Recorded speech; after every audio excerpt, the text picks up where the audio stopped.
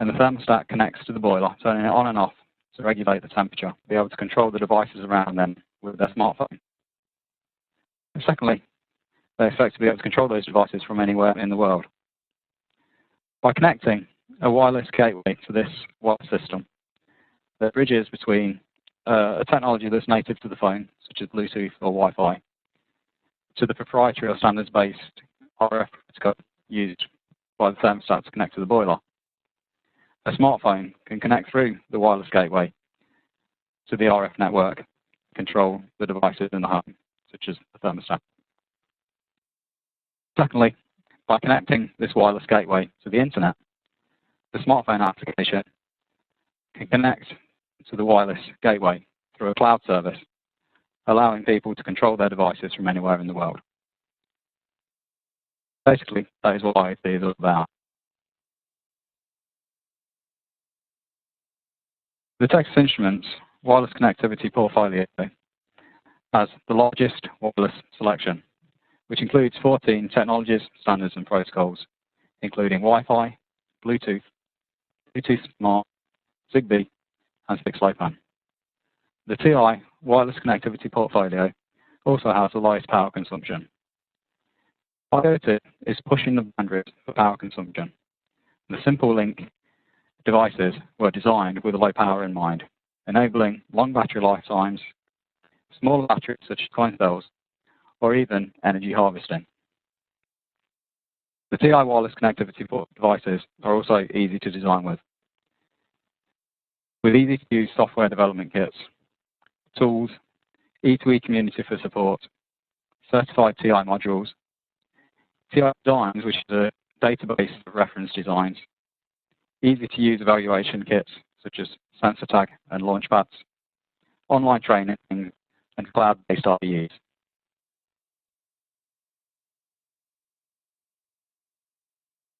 In February 2015, Texas Instruments announced SimpleLink ultra-low power platform. The first 3 devices to be released are the CC1310, which is for Zigbee and 6LoWPAN applications. 6LoWPAN is a standard that allows low power RF nodes to have an IPv6 address. This allows the low power RF nodes to connect to the internet using standard internet protocols. Zigbee is a standard defined by the Zigbee Alliance, which allows low power RF nodes to connect to each other using a self-healing mesh network. The Zigbee Alliance also defines application level messages such that devices from different manufacturers can interoperate. The CC2640 is a Bluetooth Smart application processor. The CC2650 is a multi-protocol device allowing multiple 2.4 GHz technologies to be supported with only one design. At the end of last year, Texas Instruments announced the CC1310, which is a sub-1 GHz device combining ultra-low power with high RF performance in a small 4x4 package. All of the ultra-low power SimpleLink devices are pin-for-pin compatible, meaning that OEMs can design the hardware platform and decide later on in the design process which RF technology to use.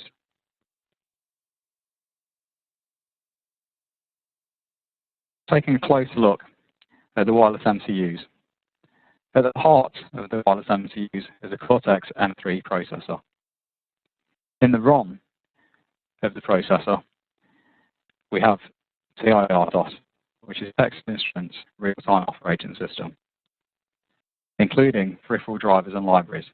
This takes care of the critical features of power management, meaning that the user's application can concentrate more on what to do rather than how to do it to achieve ultra-low power. There is also a radio core within the wireless MCU. The RF core offers a command-based API to the Cortex-M3 processor, allowing very flexible programming of the radio core. The radio core handles all the packet processing and front-end configuration, such as analog gain control of the radio, and runs the lower layers of the radio protocol stack, offloading Cortex-M3.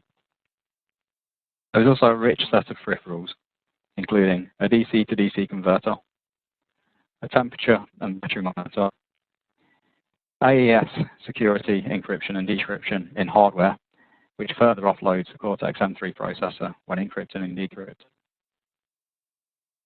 GPIOs and timers, UART and SPI, I2C for connecting to external sensors, I2S for audio, and the DMA engine for data transfers between memory, offloading again the Cortex-M3.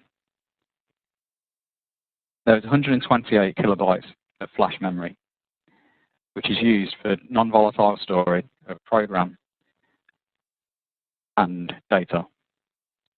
There's 20 kilobytes of SRAM, which is split into 4 blocks. Each block can be configured to use memory retention or not, such that the memory can be optimized for power consumption.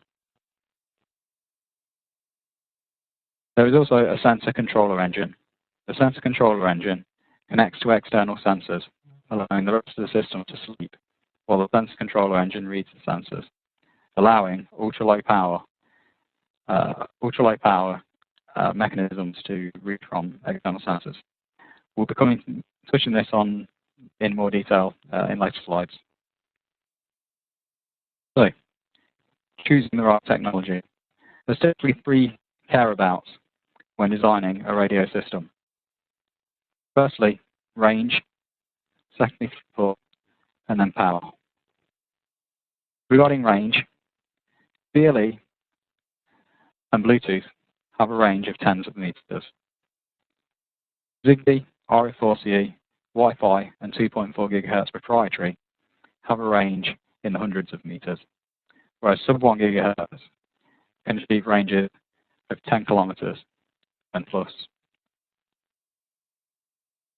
Regarding throughput, BLE and Zigbee have the lowest throughput of less than 300 kilobits per second.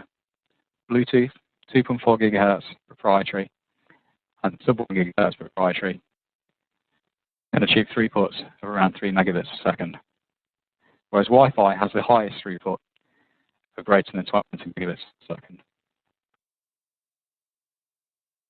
Now looking at power consumption in terms of the power sources required. BLE, sub-1 GHz, and 2.4 GHz proprietary can be powered from a coin cell.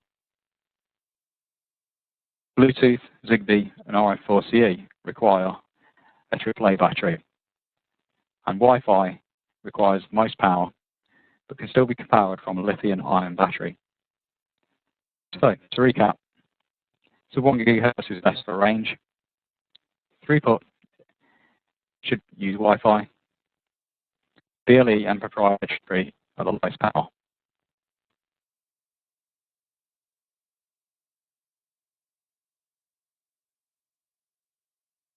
So, why was the CC1310 developed? So it's developed to improve 3 key challenges in a sub-1 GHz wireless MCU. Low power. The CC1310 was designed with low power in mind. It has an RX current of 5.5 milliamps, a transmit current of 14 dBm of 22.6 milliamps, and a current consumption of 12.9 milliamps at plus 10 dBm. The core mark of the Cortex-M3 is 51 microamps per megahertz, which is the best in the industry. In sleep, with the real-time clock running and full memory retention of the SRAM, the device consumes 0.6 microamps.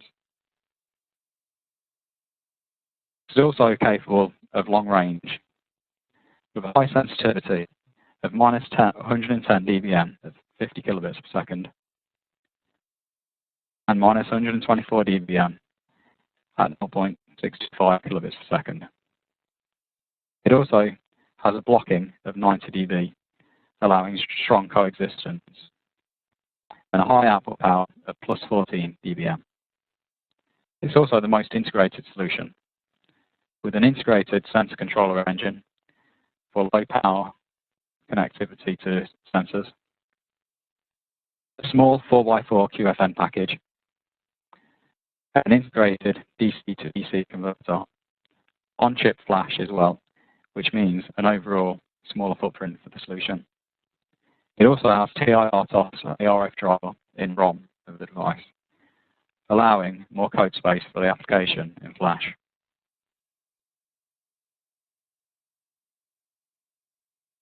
Now let's take a closer look at the sensor controller engine.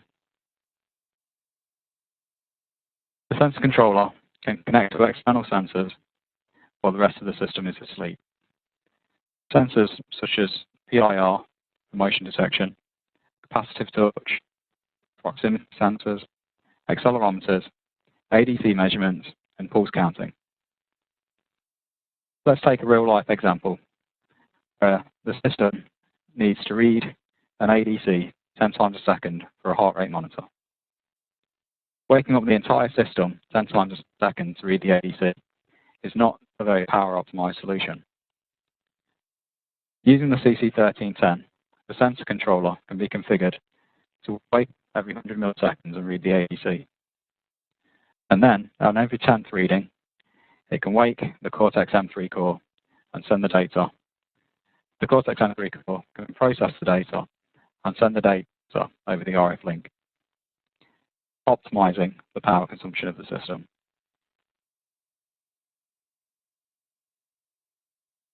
Let's take a closer look at the overall power consumption of the system. Firstly, the device has a low standby current of 0.6 microamps while the real-time clock is running and full memory retention.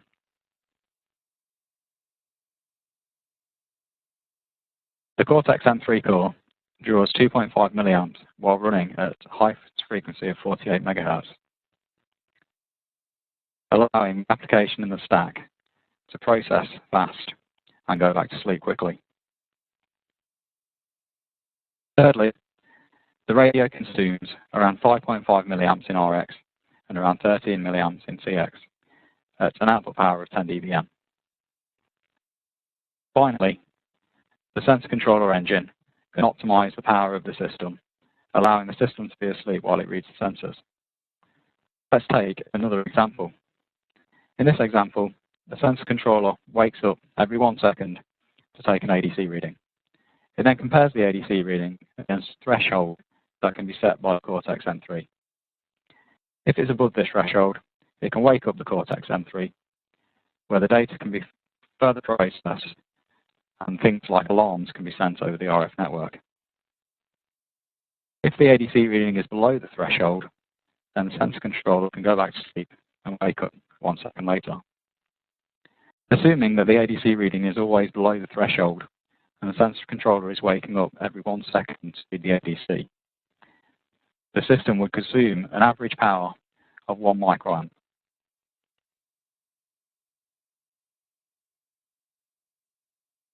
Now let's take a more detailed look at the power consumption using the sensor controller versus the Cortex-M3.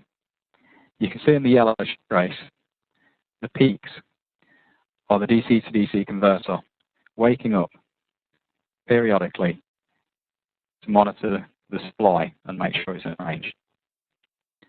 You can see here also in the yellow trace the sensor controller waking up to make the ADC measurement. In the red trace, you can see what the power consumption would be if the Cortex-M3 core was waking up to take the ADC reading. As you can see, using the sensor controller greatly reduces the overall system power consumption.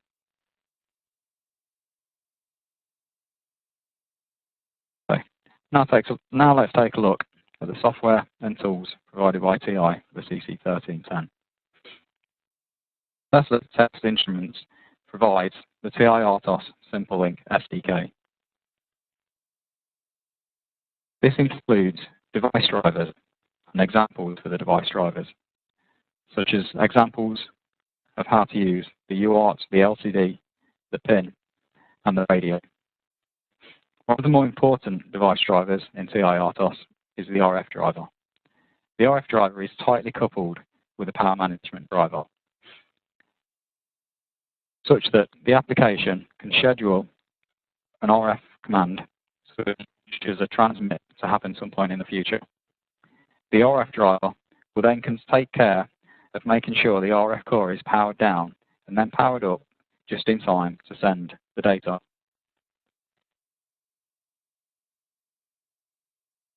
Using the RF examples provided allow peer-to-peer type of applications. The TI-RTOS SDK can be downloaded from the link shown here from the TI website. Secondly, TI has developed a TI Mac 2 SDK. This is a Mac that is compliant with the IEEE 802.15.4G specification. It's compliant with FC and FCC regional standards. It also includes a frequency hopping mode. Whereas the examples in the TI-RTOS SimpleLink SDK provide peer-to-peer type connectivity applications, the TI Mac SDK allows star networks to be formed. TI Mac applications allow devices to be securely joined and able to leave the network.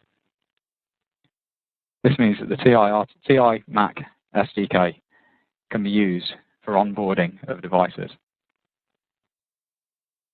The Contiki OS also has support for the CC1310.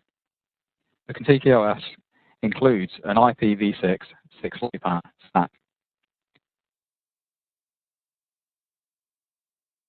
which allows low-power RF devices to be connected with IEEE 802.15.4G in a mesh network. The Contiki OS is an open source initiative and can be downloaded from GitHub. TI also provides software and tools. One of the tools is Smart RF Studio. Smart RF Studio is a graphical tool which allows you to configure the 5 settings of the radio core. It allows you to transmit and receive data to test RF performance in a graphical Windows GUI. Once the RF settings have been fine-tuned, Smart RF Studio can be used as a code generation tool to export code in C and H files that includes the RF commands used to configure the RF core, which can then be integrated into your application. There is also a Smart RF Flash Programmer, which is a Windows-based tool which can be used to download firmware to the CC1310. There are also command line tools available to do this. There is then another tool called Sensor Controller Studio. Sensor Controller Studio is used to write software for the sensor controller engine. Sensor Controller Studio is a graphical tool that allows you to configure the IOs used by the sensor controller to connect to the external sensors. It is also an IDE which allows you to develop code for the sensor controller, build the code, and debug the code. Once the sensor controller engine application has been developed, the Sensor Controller Studio can be used as a code generation tool to generate code which includes the binary for the sensor controller and functions that can be used by the Cortex M3 application to download the code to the Sensor Controller Studio, to the Sensor Controller engine. All the examples developed by TI have support for Code Composer Studio. Code Composer Studio is TI's IDE, which is tightly coupled to TI-RTOS with some unique debug features that allow you to debug applications that use the real-time operating system. All of the examples are also supported by IAR Workbench.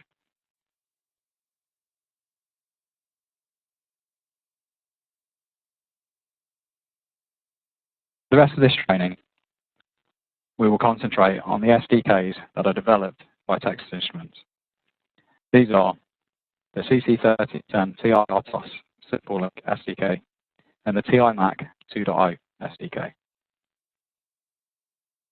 So, what is the TIRTOS SimpleLink SDK?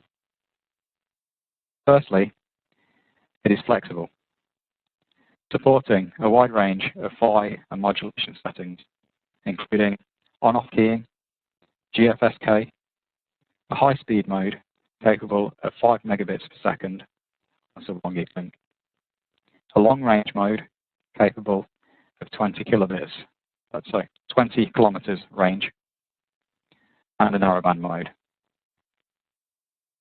You can generate custom PHY settings from SmartRF Studio and export them directly into the examples. The examples are also easy to use. They are fully integrated with TIRTOS and can be thought of as a toolbox of examples for building an application and a proprietary RF protocol. One of the examples provided is a network processor, which uses an AT modem interface to configure the radio and send data over a radio link. We'll be coming back to this in more detail later.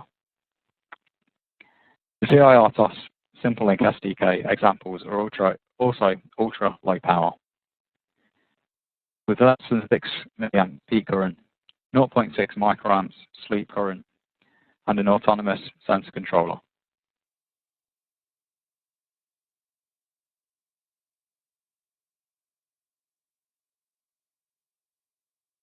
As mentioned, the TIRTOS SDK examples are supported by IAR and CCS. They are also available in CCS Cloud. CCS Cloud is a web-based tool which runs the CCS IDE in your web browser. You can import examples into your online workspace, build the examples, download the examples, and debug the examples onto real hardware connected to your PC. This allows you to evaluate the existing TIRTOS examples, as well as develop your own applications in a web browser without installing any tools on your computer. All that is needed is a plugin for your web browser to enable the web browser to connect to the evaluation boards and download and debug. The TIRTOS SDK examples support the CC1310 development kit and the CC1310 launchpad. Five examples included in the TIRTOS bundle are a simple packet RX and TX application, which shows how to use the RF commands for simple peer-to-peer communication. There's also a carrier wave example, which shows how to use the RF commands to generate a modulated or unmodulated carrier. There is a wake on radio example, which uses a sniff mode of the radio and shows how the radio core and the system can be woke from the preamble in a transmission. There is a listen before talk example also provided. This shows an example of how commands can be chained. The RF core allows the CM3 to chain commands, such that the commands from the CM3 are sent once. Then the RF core can take care of processing those commands based on rules that are set, allowing the Cortex M3 to go to sleep or perform other tasks.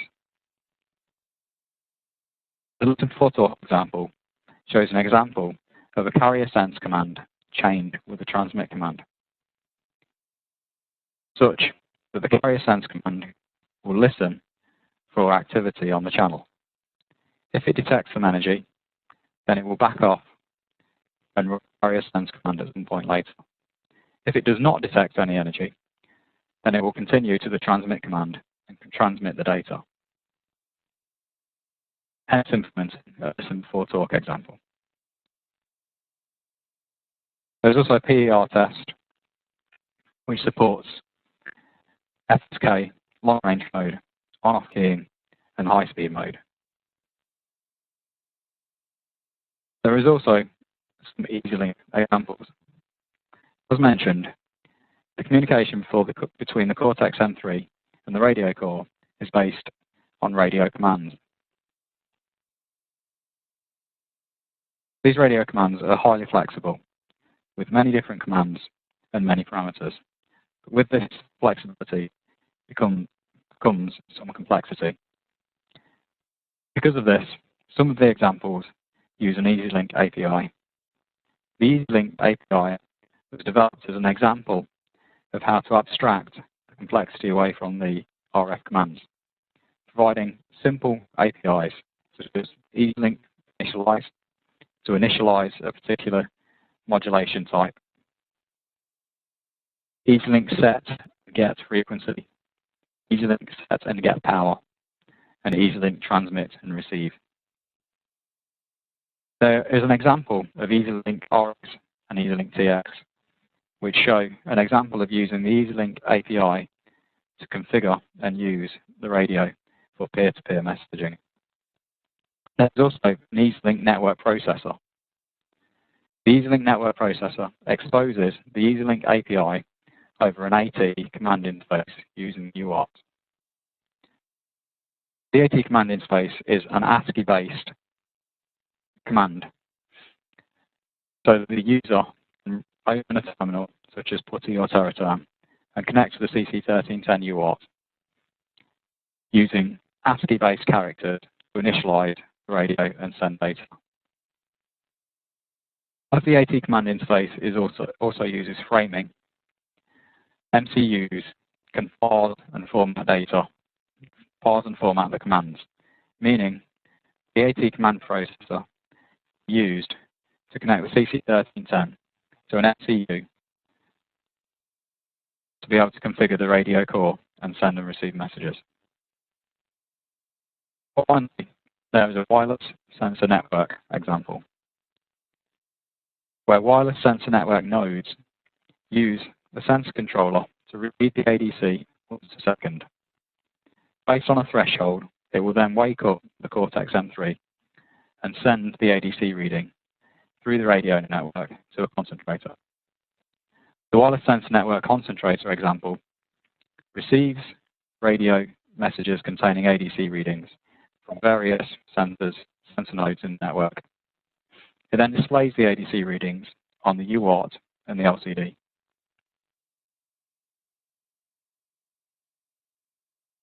Now, TI MAC2.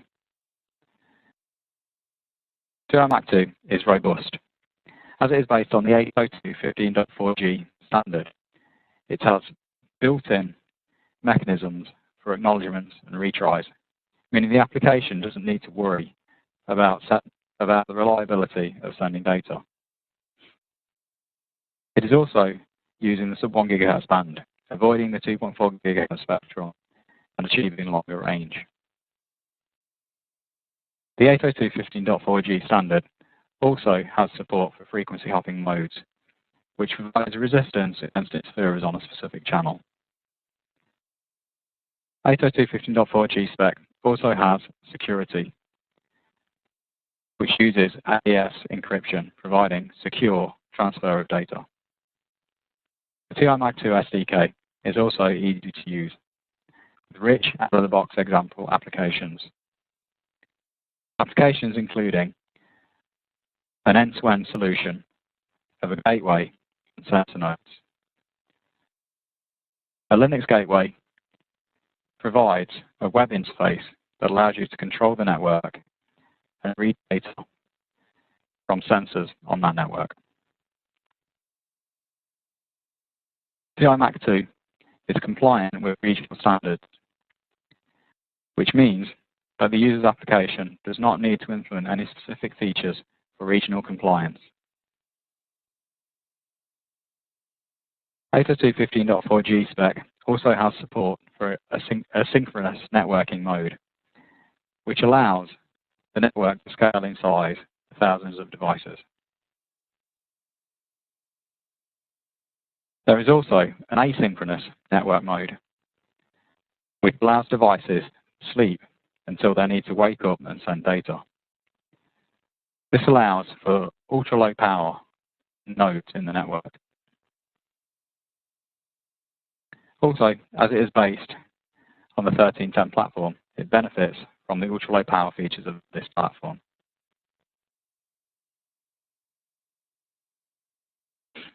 So, which SDK should you choose? Well, if you want to design a system that complies with an existing RF protocol, and maybe interoperate with existing devices that are in the market, or you need low-level access to the radio to tweak the radio settings to achieve certain bandwidths or bit rates, then you should use the TIRTOS SDK. On the other hand, if you don't have the knowledge or don't care about the low-level RF settings, you want a network that scales in size and do not want to develop your own synchronous networking protocol, or you want to develop a product that complies with the 802.15.4G standard, then you should use the TI MAC2 SDK. That concludes this presentation. Thanks for listening, and I hope you found it useful.